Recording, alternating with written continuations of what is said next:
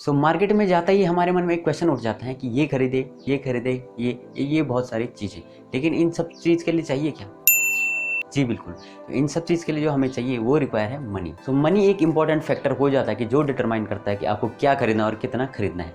अगर आपके पास appropriate money है, यानी कि आपकी सैलरी उतनी है जो कि आपको डिज़ायर को कंप्लीट कर सके, उस हिसाब से आप उस प्रोडक्ट को बाई करते हैं। और कभी-कभी आपको लगता है कि प्राइसिंग ज़्यादा है और ये बहुत सारे जो क्वेश्चन अराइज़ होते हैं, तो आज हम इन सबको डिस्कस करने जा रहे हैं। कोई भी जो प्राइस होता है वो कैसे डिटरमाइन होता है? कोई भी जो प्राइस होता है वो होता है आपकी value of goods and services. So prices determine करने के लिए कंपनीज को बहुत सारे जो प्रोडक्ट है, बहुत सारी फेजेस को फेस करना पड़ता है। आज हम उनको डिस्कस करते हैं। तो चलिए शुरू करते हैं। So how prices of goods और services determine in the market, यानी कोई भी जो आपके ऑब्जेक्ट है या प्रोडक्ट है, गुड्स है, सर्विसेज है, इनके जो प्राइसेस है वो कैसे डिटरमाइन हो रहे हैं। तो आज हम इनको डिस्कस करते हैं और कितने इनके फैक्टर हैं।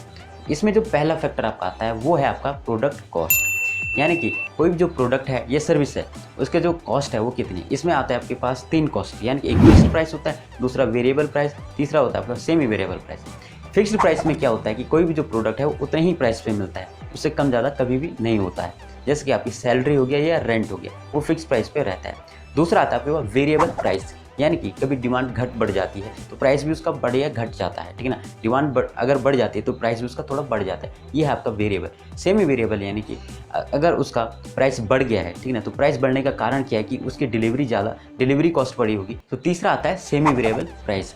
सेमी वेरिएबल प्राइस यानी कि जो आपके पास प्रोडक्ट आता है उसके जो डिफरेंट लेवल्स होते हैं, वहाँ पे उसकी जो प्राइसिंग है वो डिटरमाइन होती है। यानी कि आपको अगर वो प्रोडक्ट आप 100 रुपीज़ में खरीदते हो, लेकिन डिलीवरी चार्जेस को लगा करके अगर वो प्रोडक्ट आप कहीं दूर रहते हो, ठीक है ना, या उसकी रैपिंग वगैरह या जो भी आपके पास जो फैक्टर्स आते हैं उसके कारण उसका जो प्राइस है वो बढ़ जाता है। ये आता है सेमी वेरिएबल प्राइस। दूसरा आपके पास इंपॉर्टेंट फैक्टर आता है वो है आपका यूटिलिटी एंड डिमांड।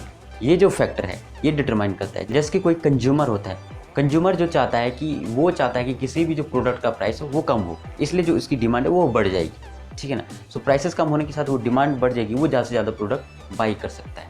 इसमें भी 2 इंपॉर्टेंट फैक्टर है। एक है इलास्टिक, यानी कि अगर प्रोडक्ट का जो डिमांड है, ठीक है ना, वो इलास्टिक रहती है, यानी कि कभी घट रही है और कभी बढ़ रही है, ठीक है ना। तो उस हिसाब से भी उसका जो प्राइस है वो घटेगा और बढ़ेगा, यानी कि प्रोडक्ट का जो डिमांड है वो घट जाती है, ठीक है ना। तो जो उसका प्राइस है वो भी घट जाएगा। दूसरा आता है इनइलास्टिक, यानी कि कभी जो प्राइस होता है ना वो घटता है ना वो बढ़ता है, यानी कि जो डिमांड है वो कॉन्स्टेंटली रहती है। जैसे कि फूड प्राइसेस है, जो हमें फूड चाहिए होता है वो लगभग कॉन्स्टेंटली हम बाई करते रहते हैं, इसलिए जो उसका प्राइस रहता है वो कांस्टेंट रहता है। तो इसमें कोई ज़्यादा इम्पैक्ट नहीं पड़ता है। तीसरा इसमें इंपॉर्टेंट फैक्टर आता है वो आता है कंपटीशन इन मार्केट। कोई भी जो नई कंपनी होती है, जैसे वो मार्केट में एंटर करती है, उसके बाद जो प्रोडक्ट वो मैन्युफैक्चर करती है, ठीक है ना, तो वो प्रोडक्ट की जो अवेलेबिलिटी है वो मार्केट में अगर ऑलरेडी है और वही जो दूसरी कंपनी है वो उसी प्रोडक्ट को बना रही है, ठीक है ना, जिस प्राइस पे वो दे रही है तो उसी प्राइस पे इस कंपनी को भी देना होगा या इस प्राइस से कम इसको सेल करना होगा। लेकिन अगर वो उस प्राइस से ज़्यादा सेल करे जिस प्राइस पे दूसरी कंपनी उस प्रोडक्ट को बाई कर रही है, ये सेल कर रही है, सो इस प्राइस पे कोई भी जो कंज्यूमर है वो बाई नहीं करेगा। यानी कि किसी भी नई कंपनी के लिए जैसे वो मार्केट में उतरती है वो एक नया चैलेंज क्रिएट हो जाता है।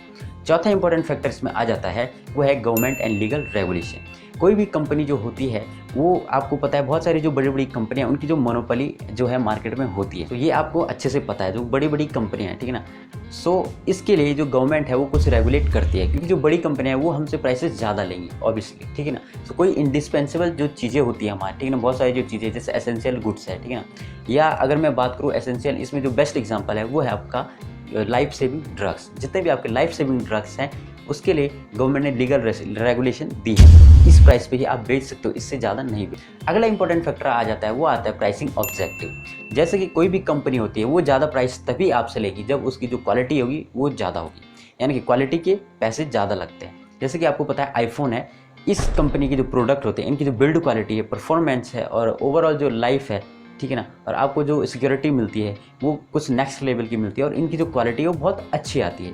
तो इसलिए जो ये मनी है, जो ये आपने प्राइस दिया है, ये इसकी क्वालिटी के लिए दिया है। तो इसलिए भी जो आपका जो प्राइस होता है वो डिटरमाइन होता है। अगला जो इंपॉर्टेंट फैक्टर आ जाता है वो है आपका मार्केटिंग मेथड। मार्केटिंग मेथड में क्या होता है कि जैसे आप कोई भी प्रोडक्ट बाई करते हो, आपको ओवरऑल कितने में पड़ता है, ठीक है ना, कितने में आपको मिला है, उसके लिए क्या होता है कि जैसे आपको डिलीवरी चार्जेस कितना पड़ा और वहाँ तक आने के लिए कितना प्राइस पड़ा, ये डिस्काउंट है या नहीं है, ठीक है, ये सारे जो प्राइसेस हैं और उसकी रैपिंग कैसे, कोई भी प्रोडक्ट आपके पास आता है अगर उसकी अच्छी रैपिंग होती है सो ऑब्वियसली वो ज़्यादा पैसे हमसे लेगा। जैसे आप कोई भी नॉर्मल सोप मार्केट में लेते हो तो जो उसकी रैपिंग होती है वो थोड़ा सा जैसे कागज़ रहता है और उसके बाहर से लैमिनेटेड रहता है। लेकिन अगर किसी आप दूसरी कंपनी, महंगी कंपनी की अगर आप सोप खरीदोगे सो एक बॉक्स में रहेगी, सो इस कंपनी ने इस प्रोडक्ट के लिए ज़्यादा प्राइस आपको रखा है। सो यही होता है जो मार्केटिंग मेथड हो या इसका बिहेवियर क्या है। दूसरा इजी एग्जांपल में अगर आपको इसका समझाऊं वो है जैसे कि आप 5 स्टार होटल में जाते हो, ठीक है ना। अगर आपने वहाँ पानी पिया तो पानी वहाँ भी सेम है और यहाँ भी सेम है, जहाँ आप घर में भी पीते हो। लेकिन बात है हॉस्पिटैलिटी की और बिहेवियर की, वो आपको कैसे बिहेव कर रहा है और आपको कैसे ट्रीट कर रहा है और ओवरऑल परफॉर्मेंस की आपको कैसा माहौल दिया गया है, तो उसके जो प्राइस है वो बढ़ जाते हैं। अगला इंपॉर्टेंट फैक्टर आता है वो आता है रॉ मटेरियल की अवेलेबिलिटी। कोई भी जो रॉ मटेरियल होता है आपको पता है जो आयरन ओर्स, एल्यूमिनियम, गोल्ड और सिल्वर जितने भी है, तो जितने भी रॉ मटेरियल है वो आपकी अवेलेबिलिटी कितनी है, ठीक है ना। यानी कि कोई भी अगर प्रोडक्ट आता है उसमें गोल्ड या सिल्वर अगर वो कोडेड है सो ऑब्वियसली महंगा हो, क्योंकि जो उसका रॉ मटेरियल है वो उतना अवेलेबल नहीं होता है। या दूसरा अगर हम बात करें इंडिया में जो आपके क्रूड ऑयल के प्राइसेस वो ज़्यादा होते हैं, क्योंकि यहाँ क्रूड ऑयल इतना ज़्यादा अवेलेबल नहीं होता है, हमें ईरान से या दूसरे और कंट्रीज से हमें इंपोर्ट करना पड़ता है। सो इसलिए उसकी जो अवेलेबिलिटी यहाँ थोड़ा कम होने के कारण उसका प्राइस हाई हो जाता है। तो आई होप कि आपको ये सब समझ में आया कि कैसे ये प्राइस डिटरमाइन हो रहे हैं। तो अब बात करते हैं कि कंज्यूमर्स की प्रेफरेंसेस। अब आपको पता चल गया कि प्राइसेस ऐसे डिटरमाइन हो रहे हैं, ठीक है, प्राइसेस डिटरमाइन हो गई। अब हम बात करते हैं कि कंज्यूमर क्या चाहता है। कंज्यूमर की जो प्रेफरेंसेस होती है, यानी कि जितना भी उसकी सैलरी होती है, जितनी उसके पास मनी होती है, उस हिसाब से वो कोई भी प्रोडक्ट को बाई करता है।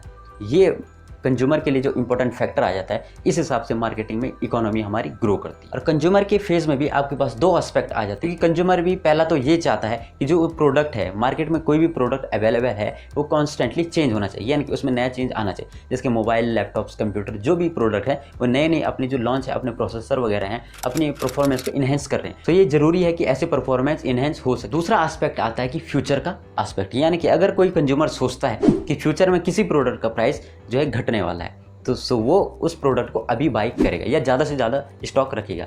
अगर उसे पता है कि किसी प्रोडक्ट का प्राइस फ्यूचर में बढ़ेगा सो अभी वो नहीं खरीदेगा। जैसे कि बहुत सारे एग्जांपल है, आपको पता है कि लॉकडाउन में क्या हुआ था कि लोगों ने सोचा कि हो सकता है कि जो फूड प्राइसेस है, बहुत सारे जो एसेंशियल गुड्स हैं उनके प्राइसेस फ्यूचर में बढ़ जाएंगे या उनकी अवेलेबिलिटी कम हो जाए। सो लोगों ने ज़्यादा से ज़्यादा खरीदने की कोशिश करी थी, लेकिन ऐसा प्रूफ नहीं था क्योंकि जो स्टॉक रहता है वो कम्प्लीटली फिलअप रहता है। दूसरा एग्जाम्पल मैं आपको समझाऊँ, जो गवर्नमेंट एक रेगुलेशन लाई थी, जो एमिशन नॉर्म्स थी BS4 से BS6, ठीक है ना। आपको पता था जो BS4 व्हीकल्स है उनका जो प्राइस है रिलेटिवली BS6 व्हीकल से कम था। तो बहुत सारे जो कंज्यूमर्स थे उनको ऐसा लगा कि हमें BS4 व्हीकल परचेज करना चाहिए, जिससे कि जो ये प्राइस है ये थोड़ा हमें सस्ता पड़ जाएगा, क्योंकि अगर बाद में खरीदें तो थोड़ा महंगा पड़ेगा। इसको देखते हुए कंज्यूमर्स कोई भी जो प्रोडक्ट है उसको बाई करता है। अगर वो उसका प्राइस बढ़ेगा तो अभी खरीद देंगे, अगर नहीं बढ़ेगा तो बाद में खरीद। आई होप सो दोस्तों कि जैसे मैंने आपको आज समझाया कि how the prices of goods, services and many products determine, so you completely understood about it. अगर आपको ये समझ आया है तो इस वीडियो को लाइक कर दीजिए और मेरे चैनल को सब्सक्राइब कर दीजिए, और ऐसे ही लेटेस्ट नोटिफिकेशन के लिए ऊपर बेल आइकन जरूर दबा दीजिए। तब तक के लिए जय हिंद, जय भारत।